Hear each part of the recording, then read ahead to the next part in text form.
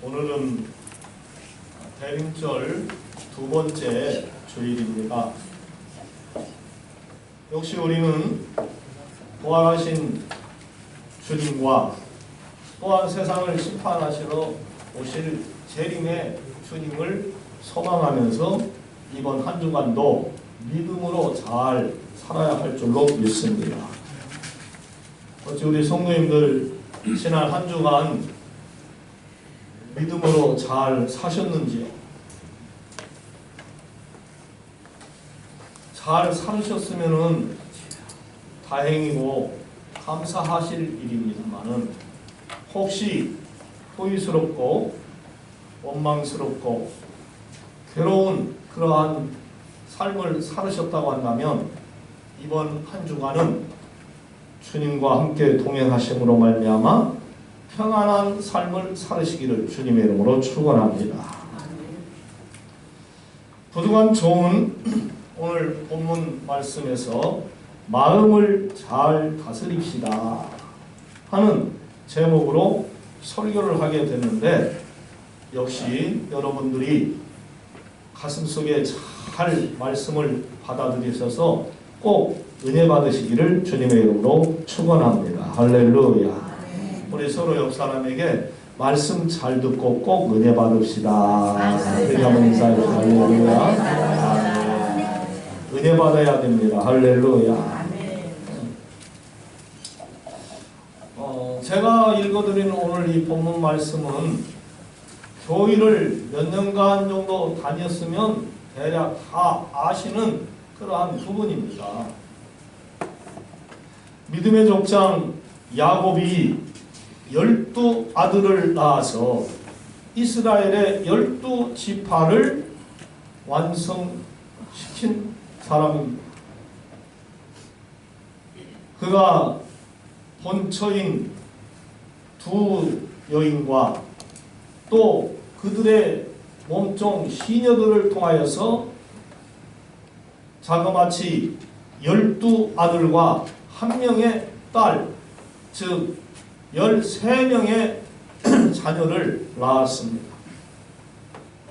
그 첫 번째 부인인 레아가 장자 누벤과 둘째 시므온과 셋째 아들 레위와 넷째 유다와 또 다섯째 이사갈과 여섯째 스불론을 낳았고 마지막에 딸 디나를 낳았어요. 그러니까 첫 번째 아내인 이 레아가 자그마치 7남매를 낳은 거예요. 그런데 둘째 부인인 라헬은 하나님께서 그의 태를 열지 아니하심으로 말미암아 아이를 낳지를 못했습니다. 그래서 동생인 이 둘째 부인 라헬이 레아 언니의 그 자식 낳는 것을 보면서 자식을 키우면서 좋아하고 그런 걸 보면서 너무나도 시기하고 질투하고 마음이 상했어요. 그래가지고 자기 남편 야곱에게 여보 나에게도 아이를 갖게 해주세요. 안 그러면 죽어버리겠어요. 그러니까 야곱이 화가 났어요. 내가 하나님이냐? 너가 아이를 낳지 못하는 것은 하나님께서 하시는 것인데 나보고 어쩌란 말이냐? 그러면 내 여종 비라와 동침하여서 아이를 낳으면 그 아이를 내 무릎에 눕게 하소서. 그래가지고 라헬이 자기의 여종 비라를 야곱에게 주어서 동침을 해가지고 아들을 낳게 합니다. 그 첫 번째 아들이 단을 낳고 아들인 단을 낳고 둘째 납달리를 낳았어요. 이제 레아가 자기에게서 출산이 끊어져 버린 것을 알고 자기 남편 야곱에게 여보 나는 이제 끝났어요. 내 시녀 내 시녀에게 당신이 동침하여서 나로 하여금 자녀를 낳게 해 주시오. 그래서 결국 실바를 야곱과 동침하게 했어요. 그래서 이 실바도 임신을 해서 첫 번째 아이를 낳았는데 그의 이름이 갓이었고 둘째는 아셀이었습니다. 그 사이에 하나님께서 나이를 불쌍히 여기시고 생각을 하셔서 아이를 낳을 수 있는 은혜를 베풀어 주셨어요. 그래서 라헬이 첫 번째 아들 요셉을 낳고 두 번째 아들 베냐민을 낳은 것입니다. 총 야곱이 이렇게 해서 12아들과 딸 하나를 낳았으니 토탈 몇 명이라고요? 13명을 낳았어요. 성경이 말한 대로 그야말로 야곱은 다산의 축복을 받은 거지요. 화살을 그 전통에 화살이 많이 들어있는 사람은 행복하다 그랬어요. 그와 마찬가지로 자식이 많은 자는 행복하다 그랬어요. 성경에서는 그렇게 우리에게 가르쳐 주었어요. 생육하고 번성하여 땅에 충만하라. 번성의 축복을 이 야곱이 받은 거예요. 여러분 한번 생각을 해 보십시오. 야곱이 생일을 맞이했을 때에 그 집안의 자녀손들이 얼마나 북적북적했겠습니까? 네? 자기의 부인 넷에다가 또 낳은 자식들, 그 자식들이랑 손주, 손녀들, 와 정말 한때 우리 가정에도 보면 막 25명씩 막 30명씩 명절 때 모였었지 않습니까? 그런데 여기는 뭐 한 40명 가까이는 모이지 않았겠어요. 적어도요. 한 집에 30-40명이 모이면요 발 디딜 틈이 없어요. 잠을 어디서 자요? 그냥 막 방에서도 자고 마루에서 자고 아무 데서 자는 거예요. 북적북적 했을 거예요 아마. 환갑 때는 또 어떻겠어요? 저희 부모님들은 보통 많이 낳으면 8남매, 좀 더 낳으면 10남매, 12명까지 낳은 집은 내가 아직 별로 못 본 것 같아요.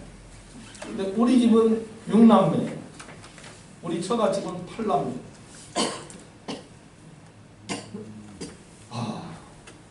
6남매, 8남매만 해도요, 북적북적합니다. 예? 아유. 그런데 야곱은 13명이었어요.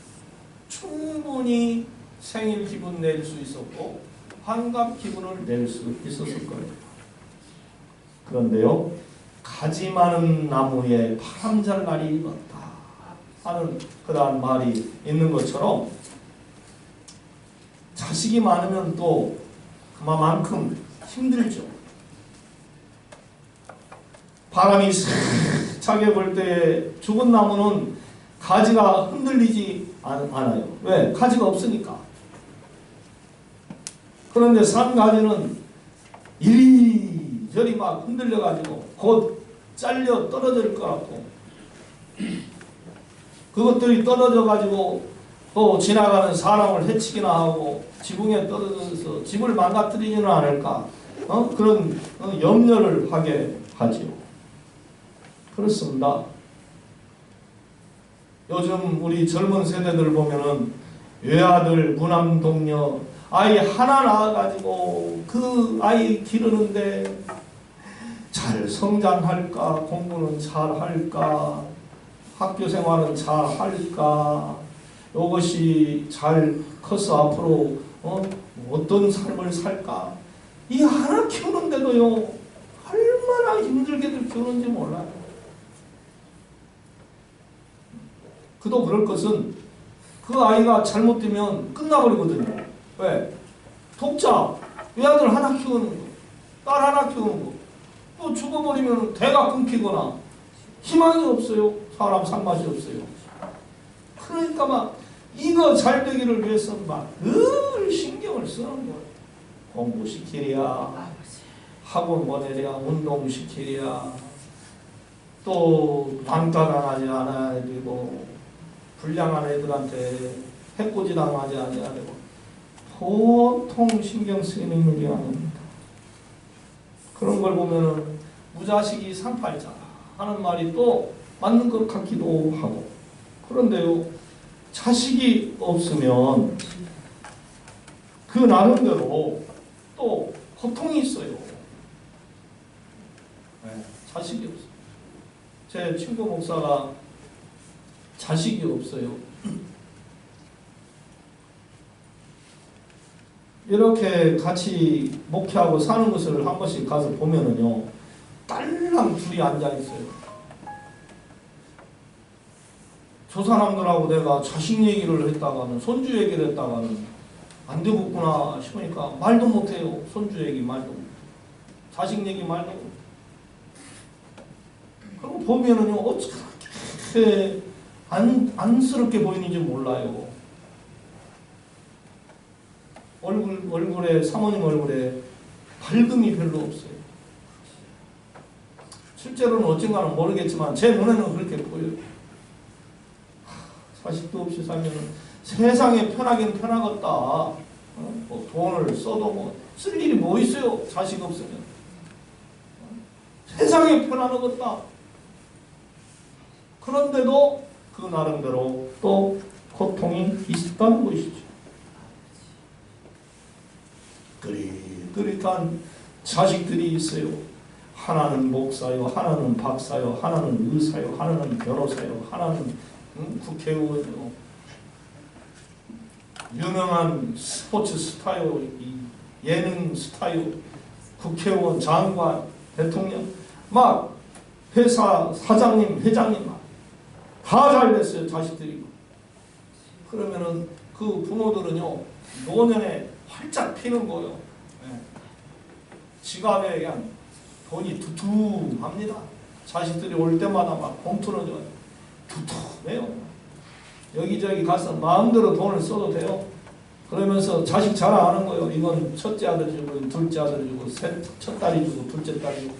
나는 그냥 돈이 남아난다고 막. 와, 그거 듣는 사람은 그냥 배가 아프죠. 그리고 명절 때나 또 아무 때나 자식들이 외제차 타고 와가지고 부모님 찾아와서 막 모시고 다니고 막 그런 걸 보면요, 이야, 참 자식 잘 둬가지고 행복하네. 자식 농사 잘 돼가지고 참 행복하네. 부러움의 대상이 되기도 하죠. 근데 이렇게만 되면은 진짜 땡 잡은 거죠. 뭐. 무슨 땡 잡았다고요? 장땡. 장땡. 어떻게 우리 정집사님 그걸 잘 알아. 도리지 꽃당 잘하시는가 봐. 버티기는 섰다에서는요, 장땡보다 더 높은 것이 뭔 땅이요? 38? 광땡. 광땡. 장땡, 광땡 잡은 사람. 광땡 딱 잡으면요, 아주 납니다. 네. 아무리 뭐 100만원, 1000만원을 버텨도 내가 먹을 수밖에 없으니까 딱 38 광땡 잡으면요, 아주 그냥 납니다.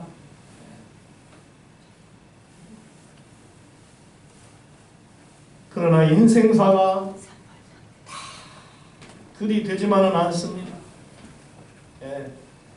우리의 삶의 인생사가 우리의 원하는 대로 다 되는 것은 아니라는 것이죠. 본문으로 한번 돌아가 보겠습니다.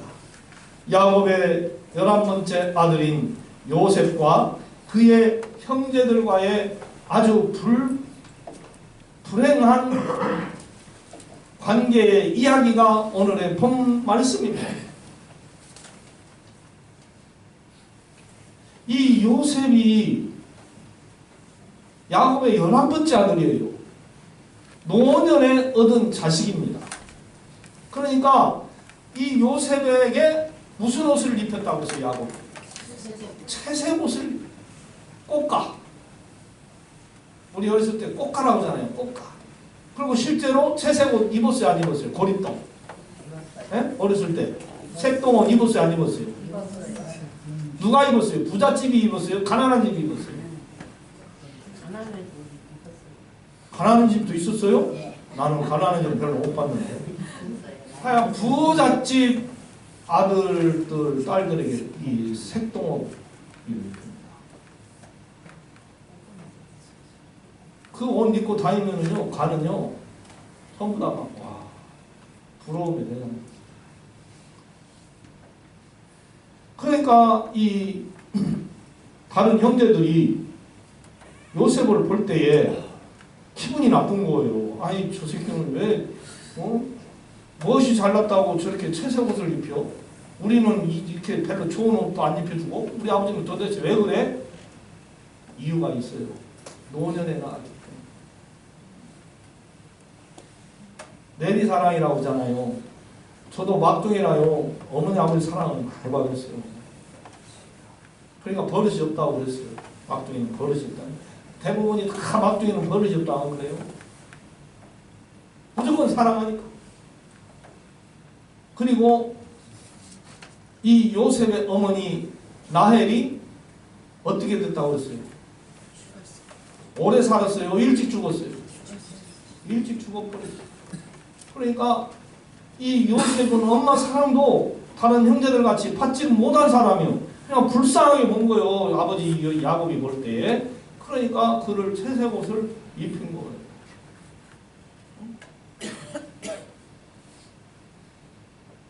근데 거기다가요, 또 미움받을 짓을 요셉이 했어요.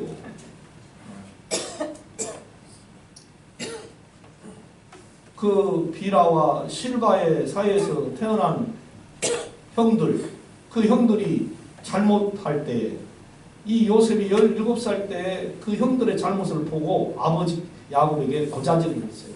아빠, 형들이요, 이런 나쁜 짓을 했어요. 저런 나쁜 짓을 했어요. 고자질을 했어요. 그러면은 형들이 좋아하겠어요? 싫어하겠어요? 제 왜 형이요, 야, 영표야, 너 나한테, 내가 이게 엄마한테 그 가짜로 돈 이거 자술서 산다고 했는데 샀다고 해라, 샀다고 해라, 거짓말을 나한테 꼭 시키더라고. 시키면 좀 그 대가로 좀 돈이라도 좀 주지, 안 주면서 꼭 그 거짓말만 시키더라고. 다행히도 우리 어머니가 안 물어봐서 내가 참 거짓말을 안 해서 다행이었는데, 그래, 꼭 그래. 한두 번이 아니야. 그래가지고 형은 돈 마음대로 썼어요. 학교 다니면서. 거짓말로 돈 타가. 고자질을 내가 해버렸으면 됐는데, 고자질 했으면 어떻게 했어요? 뒤지게 맞지. 뭐 쉽게 말이야.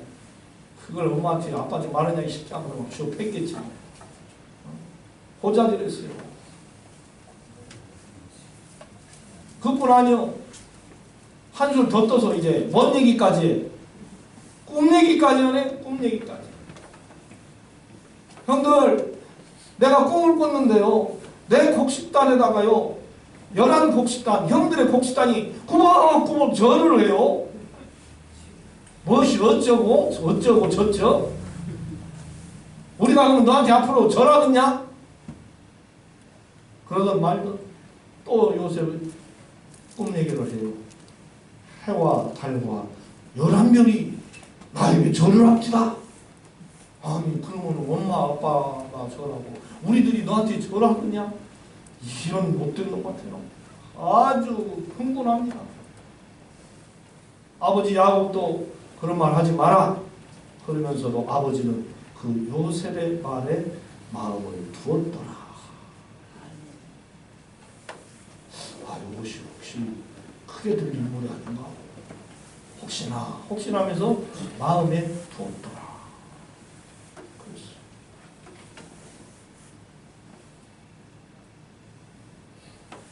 아무쪼록 빈말이 아니기를 바라는 그러한 마음으로 야곱은 요셉의 말을 가슴속에 묻어두었는지도 모르겠어요. 이렇게 요셉과 형들의 관계가 극도로 나빠졌습니다. 그럴 때에 야곱이, 요셉아, 내 형들이 세겜에서 지금 양을 치고 있지 않느냐. 네가 가서 형들이 어떻게 지내는가 한번 보고 와라. 그랬어요. 그러니까 어느 부모가 자식들의 안부가 궁금하지 않겠어요. 그것도 멀리 나가서 양을 치고 있는데 다른 목동들과 싸우지는 않은가, 양은 잘 먹이고 있는가, 어떻게 지내는가 알고 싶은 거죠. 그래서 이 요셉을 심부름을 시킨 거예요. 예, 아버지 제가 다녀오겠습니다 해가지고 요셉이 세겜으로 갔어요. 잘 알지도 못한 낯선 길을 물어 찾아갔어요. 아무리 가도 형들이 보이질 않습니다. 이리 찾아보고 저리 찾아가도 형들이 보이질 않고 막 당황하고 방황하고 막 해가지고 마음이 급하고 불안하고 그럴 때에 한 사람을 만나서 네가 뭔 일로 그렇게 방황하냐? 방황하는 모습이 보인 거예요. 예, 우리 형들이 지금 양을 치고 있는데 혹시 보지 못했습니까? 봤으면 좀 제발 좀 알려주세요. 우리 형들 어디로 갔어요? 내가 그들의 말을 들으니까 도단으로 가자 하더라. 그래서 요셉이 다시 도단으로 가가지고 마침내 형들을 찾았습니다. 멀리서 보니 형들이 있는 거예요. 얼마나 그때에 요셉의 마음이 포근했을까요? 형들을 찾아. 이제 나는 이제 괜찮겠다. 기분이 좋아가지고 막 아마 노래도 불렀을 거예요. 네? 노래도. 기분이 좋아하는데요. 그럴 때에 형들은요. 야! 저기 우리가 미워하는 저 요셉이 하는 게 오고 있다. 저것을 우리가 죽여버리자. 그러자.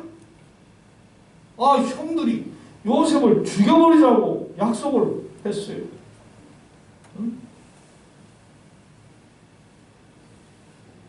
그리고 아버지에게는 요셉이 악한 짐승에게 물려서 죽었습니다 하면서 피 묻은 그의 채색옷을 주기로 합니다. 이때 장형 누벤이 나섰습니다. 그의 생명은 해치지 말자. 그에게서 피는 흘리지 말자. 그냥 구덩이에다가 던지기만 하자. 그러니까 그 동생들이 동의를 했습니다. 르우벤은 어떻게 해서라도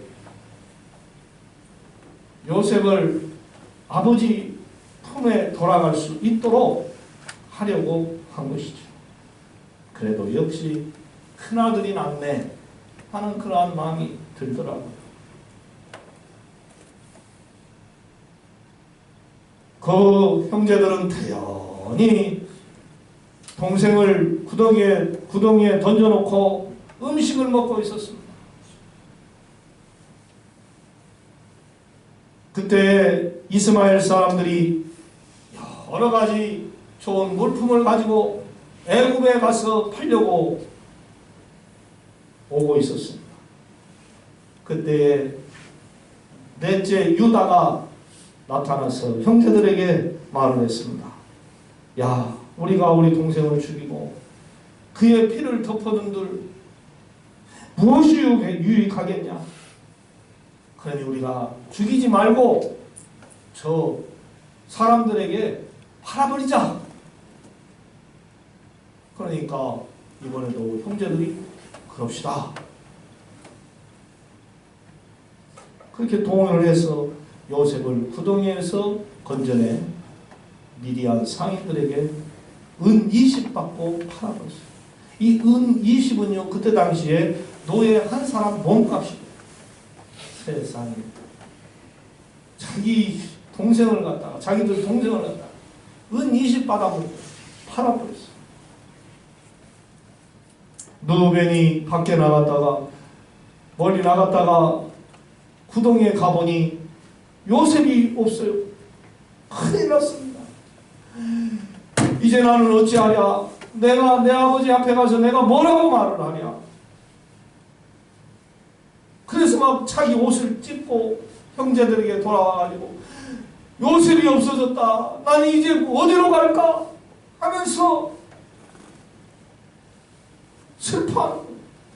아버지 보기에도 면목이 없고 요셉을 생각하니 또한 죄스럽고 이 르우벤이 너무나도 낙심합니다. 장자로서 동생들을 잘 돌봐야 할 책임이 있는데 어린 동생이 사라졌으니 이 일을 어찌하면 좋으랴. 큰일이 벌어졌습니다.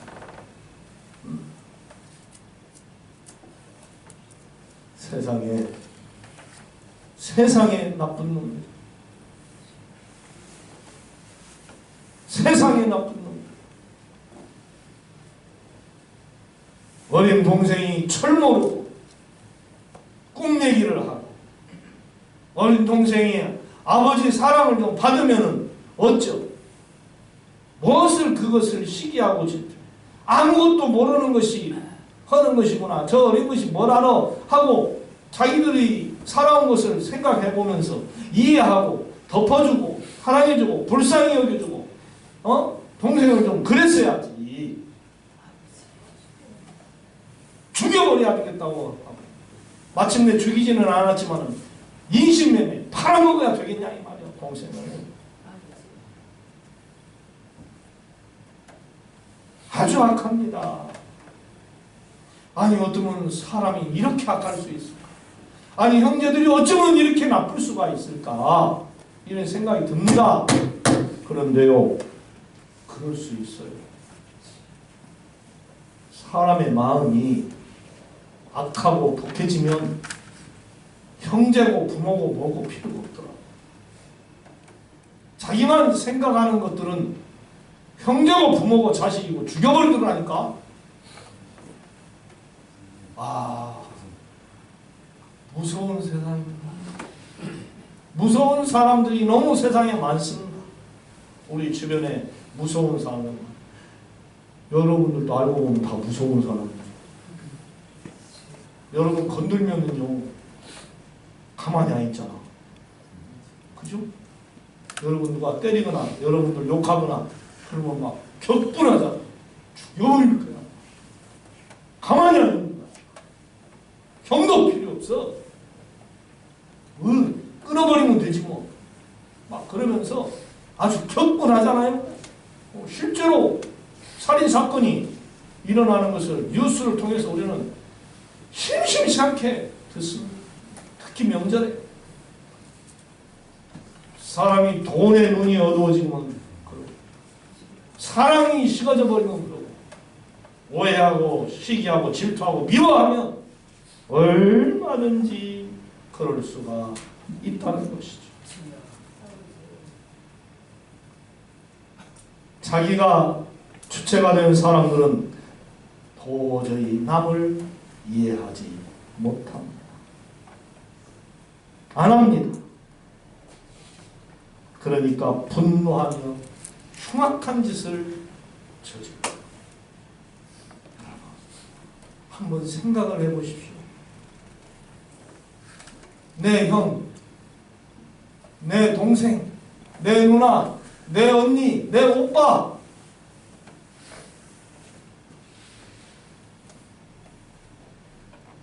내 아버지 어머니가 낳아준 내 어머니 뱃속에서 똑같이 나온 사람들이 세상에서 가장 아끼고 존중하고 귀하게 여기고 사랑해야 할 사람이 내 형제들, 자매들.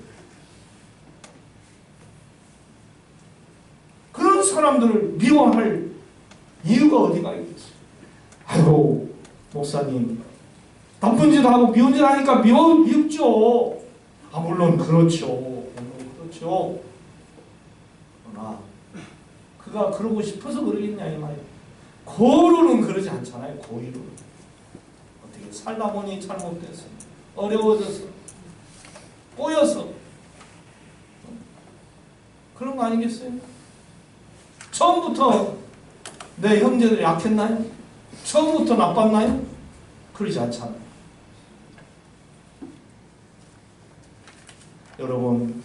여러분의 형제 자매들을 불쌍히 여기시기를 바랍니다. 할렐루야.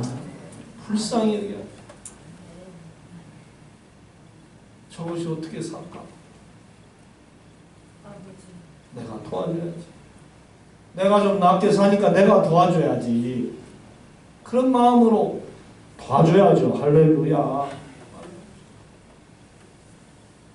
저는 어제 TV를 잠깐 보는데 어떤 여자분이 50대 초반인데 서울에서 잘못돼가지고 어느 섬으로 갔어요. 30만 원 가지고 전재산 30만 원 가지고 고향도 아니요. 낯선 곳이요. 사람들이 그 사람을 보니까 불쌍하거든. 그러니까 시골 그 섬 속에서 할아버지 할머니들이 그냥 무도 캐 갖다 주고 대파도 갖다 주고 콩도 주고 쌀도 주고 막 다 갖다 주는 거예요. 막. 그러니까 이 사람이 어떻게 열심히 해서 어떻게 힘을 펴고 살아가지고 조그마한 식당을 이제 운영하게 됐어요. 막 동네 사람들이 다 갖다 주니까 돈이 하나도 안 들어가고 식자재가 막 다 생기네. 맛있게 잘 만들어갖고 식당을 운영하면서 살아가더라고. 그러니까 이 사람이 고마워서 그 동네 사람 어르신들을 그냥 멋있든지 만들어서 했다 갖다 드리고 막 같이 얘기하고 일도 같이 봐주고 이렇게 사는데요. 와, 어찌 이렇게 아름답게 보이는지, 어찌 이게 좋아 보이는지. 사람들이 서로 도우면 다 사는구나. 아멘도 안 하네. 서로 다 돕고 사니까 사는구나.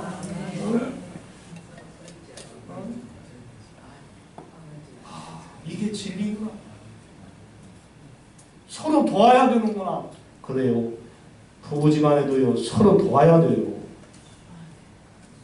형제지간에도 서로 도와야 되고 우리 성도들끼리도 서로 도와야 됩니다. 할렐루야. 네. 여러분 이 시간 이후로 마음을 돕는 마음으로 사랑하는 마음으로 잘 다스리시기를 바랍니다. 할렐루야. 그리해서 여러분의 삶이 은혜가 있고 웃음이 있고 평안이 있고 축복이 있는 그러한 행복한 믿음의 삶이 되시기를 주님의 이름으로 축원합니다. 할렐루야. 하나님 우리들의 악한 마음을 이 시간 선한 마음으로 변화시켜 주시옵소서. 내 사랑하는 부모, 형제, 자매, 성도들, 이웃들 모두와 평안을 이루며 살 수 있도록 우리에게 참 믿음의 마음을 품게 하여 주옵소서. 우리 때문에 하나 되기를 원합니다. 우리 때문에 살맛 나는 세상이 만들어지게 하여 주시옵소서. 예수님의 이름으로 기도하옵나이다.